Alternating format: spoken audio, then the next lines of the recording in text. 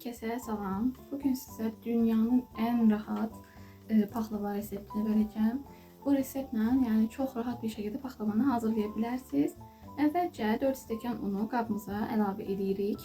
Daha sonra bir ədəd kərə yağımızı unumuzun içərisinə əlavə edirik və kərə yağını da qeyd edeyim ki, yumşaq otaq temperaturunda olmalıdır ki, umacımızı rahatlıqla hazırlayaq.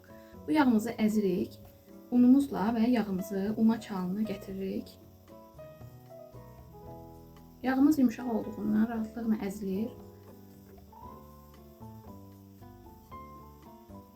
Gördüyünüz kimi artıq umacımız hazırdır. İndi isə bir stəkan qatığa bir çay qaşığı qədər sodanı əlavə edirik və bunu qəşəng qarışdırırıq.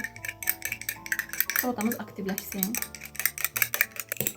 Gördüyünüz kimi qatıq qabarır.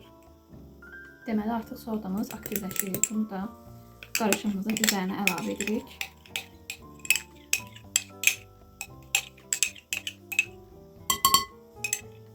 Xəmirimizi yoğurmamışdan qabaq bir ədəd də qabartma tozu əlavə edirəm. Daha sonra başlayırıq xəmirimizi yoğurmağa.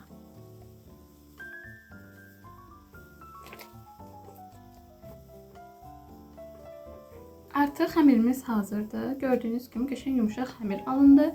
İndi xəmirimizi bir 15-20 dəqiqə gözlədirik.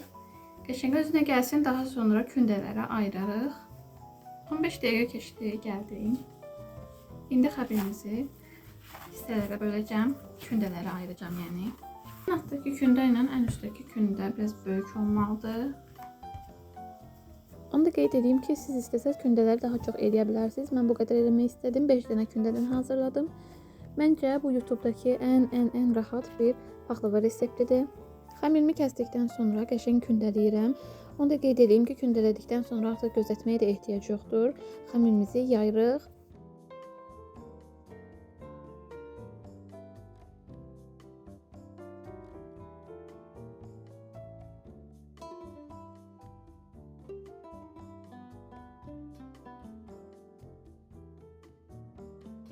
Xəmiri yaydıqdan sonra tavaya yerləşdiririk, amma artıq onu yağlamağa ehtiyac yoxdur. Çünki onsuz da xəmirinə bir ədəd kərə yağı əlavə eləmişik. Fındığımızı əlavə edirik və digər aşamalarına keçirik. Sizin üçün sıxıcı olmasın deyə bir hamısını çəkmədim. Ən sonunda paxlavanı bitiririk. Üstünü yumurtasını vurub doğrayıb qoyuruq peçimizə. 200 dərəcədə 20 dəqiqə, 15 dəqiqə hazır olur. Videomu bəyənib abunə olmağı unutmayın. Gələn videolarda görüşmək üzrə, sağ olun.